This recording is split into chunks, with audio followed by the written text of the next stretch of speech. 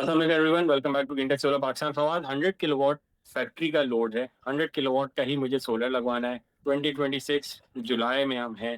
जुलाई भी ख़त्म होने वाला है। क्या सिस्टम रिकमेंड करेंगे आप कि क्या सिस्टम मुझे लगाना चाहिए?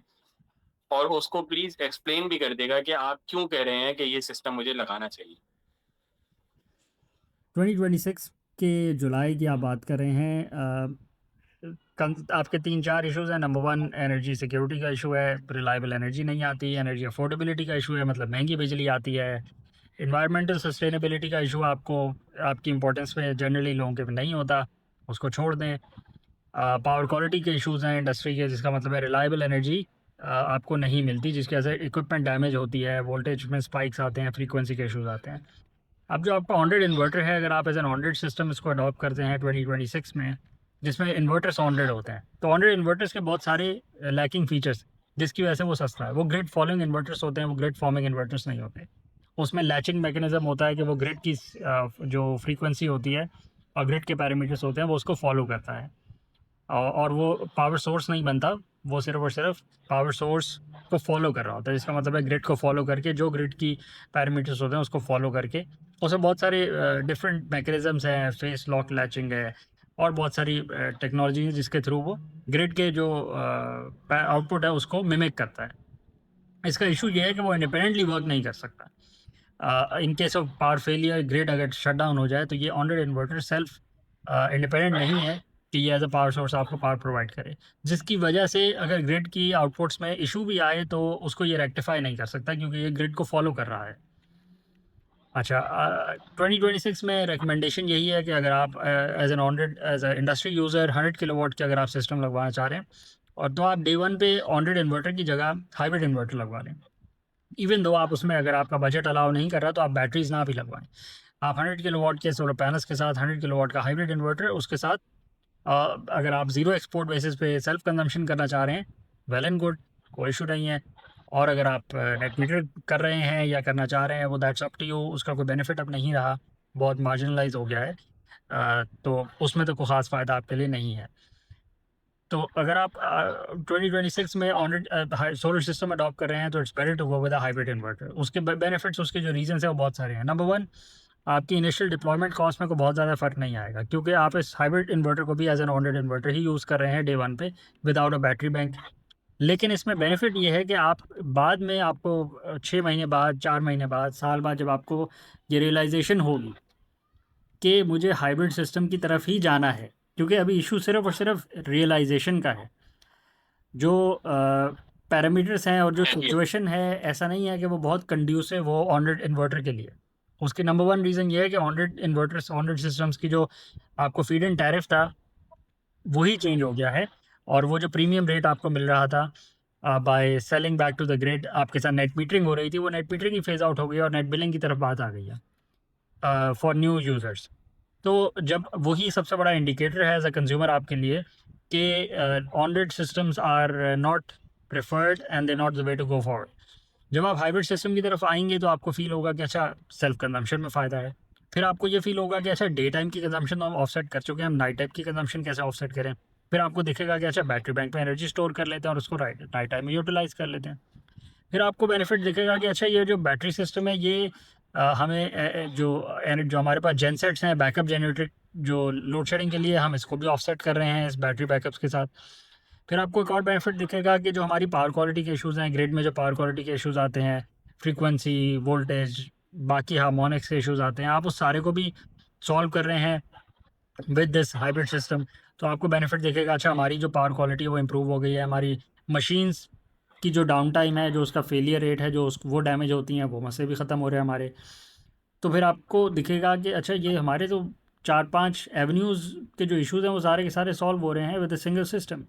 और डे वन पे आज आपको सिर्फ और सिर्फ 3 से 4% की कॉस्ट एक्स्ट्रा देनी है टोटल सिस्टम के अंदर। टोटल सिस्टम जो आप 100 किलोवाट का लगवा रहे हैं, उसमें 3 से 4% की एक्स्ट्रा कॉस्ट पे आप हाइब्रिड इन्वर्टर ले रहे होंगे, as oppose to an on grid inverter. बाकी फंक्शनिंग प्रिंसिपल आप अभी अपने सेल्फ कंजम्पशन पर्पस पे ही ले रहे हैं, ज़ीरो एक्सपोर्ट पे ही उसको इंस्टॉल कर रहे हैं, वो सारा भी वर्किंग प्रिंसिपल सेम ही है। बट जब आप इसके साथ बैटरीज को ऐड ऑन कर लेंगे और बैटरीज इसमें इंटीग्रेट हो जाएंगी, तो आपको वो जो मल्टी प्रॉन्ग बेनिफिट्स हैं, वो सारे के सारे दिखने शुरू हो जाएंगे। इसकी आसान एग्जांपल ये है, सिर्फ और सिर्फ रियलाइजेशन का इशू है। ऐसा नहीं है कि टेक्नोलॉजिकल बैरियर्स हो या प्रोडक्ट्स अवेलेबल ना हो या टेक्निकल एक्सपर्टीज़ ना हो। आप अगर किसी घर पे छोटे स्केल पे सिस्टम को डिप्लॉय करते हैं और आप अपने घर पे सिस्टम लगवाते हैं 5 किलोवाट का on grid as oppose to 5 kilowatt hybrid, तो नॉर्मली सिचुएशन पाकिस्तान में ये है कि लोड शेडिंग, आपको पता है 3 महीने पहले ऐसी सिचुएशन हो गई थी कि पूरे पाकिस्तान में लोड शेडिंग होना शुरू हो गई। इस्लामाबाद के ऐसे एरियाज़ में लोड शेडिंग हो रही थी जो एग्जेम्प्ट थे। कराची के ऐसे एरियाज़ में लोड शेडिंग हो रही थी जहाँ लोड शेडिंग होती ही नहीं थी। लाहौर में भी यही सिचुएशन थी। और फिर ऐसे एरियाज़ जो प्रायोरिटी पे नहीं थे, जहाँ लोड शेडिंग पहले थोड़ी होती थी, वहाँ लोड शेडिंग बहुत ज़्यादा होना शुरू हो गई पूरे पाकिस्तान में, all over Pakistan, energy issues की वजह से। तो अब ऐसी सिचुएशन में ऐसा कंज्यूमर जिसने ऑन ग्रिड सिस्टम लगवाया हो, वो सिर्फ सस्ती बिजली तो प्रोड्यूस करता है, बट ड्यूरिंग लोड शेडिंग उसका on grid system shut down हो जाता है। दूसरा इशू, वो जब ग्रिड को सेल करता है, ग्रिड उसके रेट्स को कम करती जा रही है। अगर जिनका अभी नेट मीटरिंग से नेट बिलिंग पे कन्वर्जन नहीं हुआ, तो ऐसा तो नहीं है कि उनका कभी भी कन्वर्जन नहीं होगा। वो जो 7 ईयर का टाइम पीरियड है आपके लाइसेंस का, वो कभी ना कभी तो एक्सपायर होगा और फिर आपको भी शिफ्ट बैक कर दिया जाएगा नेट मीटरिंग नेट बिलिंग के ऊपर। और फिर उसके बाद नेट बिलिंग के बाद भी एक सिचुएशन आएगी कि नेट बिलिंग के बाद आपको टैरिफ आपका फिक्स कर दिया जाएगा कि 3 रुपये पे हम बिजली आपसे ख़रीदेंगे, या 2 रुपये पे आपसे लेंगे, या 0 रुपीज़ पे लेंगे। और एक वक्त फिर उसके बाद आएगा कि ग्रिड बोलेगी कि एक्स्ट्रा बिजली हमें डे टाइम पे जो भी बेचेगा हम उसको पिनलाइज़ करेंगे, क्योंकि वो ग्रिड को डिस्टेबलाइज़ कर रही है। ये वो सिचुएशन है कि जो दुनिया भर के डिफरेंट मुल्कों को अगर आप स्टडी करें और उस पर आपकी नज़र हो और आप उन मॉडल्स पे उनको स्टडी कर रहे हो, तो आपको अंदाज़ा होता है कि यही पैटर्न है all over the globe. Her grid का एक डिफरेंट टाइम फ्रेम है कि जिसके अंदर वो इस सिचुएशन को रीच कर रही होती है।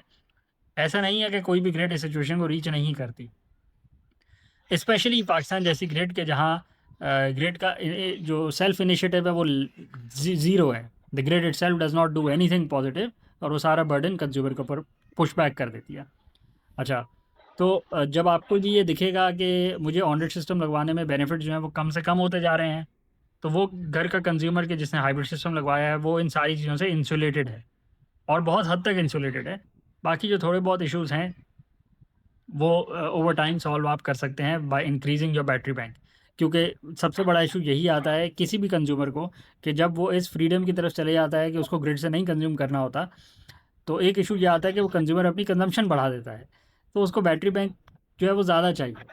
जैसे एक कंज्यूमर है, उसका अगर 1500 यूनिट का बिल है घर का, या इंडस्ट्री का उसका बिल है 150,000 यूनिट्स का, और वो अपनी बिजली को ऑफसेट कर देता है, तो फिर उसको बेनिफिट्स बहुत ज़्यादा दिखने शुरू हो जाते हैं कि अच्छा हम तो ऑफ द ग्रिड चले गए हैं, तो हम क्यों ना थोड़ी कंजम्पशन बढ़ा लें, एक मशीन ऐड ऑन कर लें, हम जो है प्रोडक्टिविटी बढ़ा लें, 2-4 मशीन्स और लगा लें, हम ज़्यादा प्रोडक्शन कर लें, क्योंकि आपका इलेक्ट्रिसिटी का जो कॉम्पोनेंट है वो ज़ीरो हो गया है।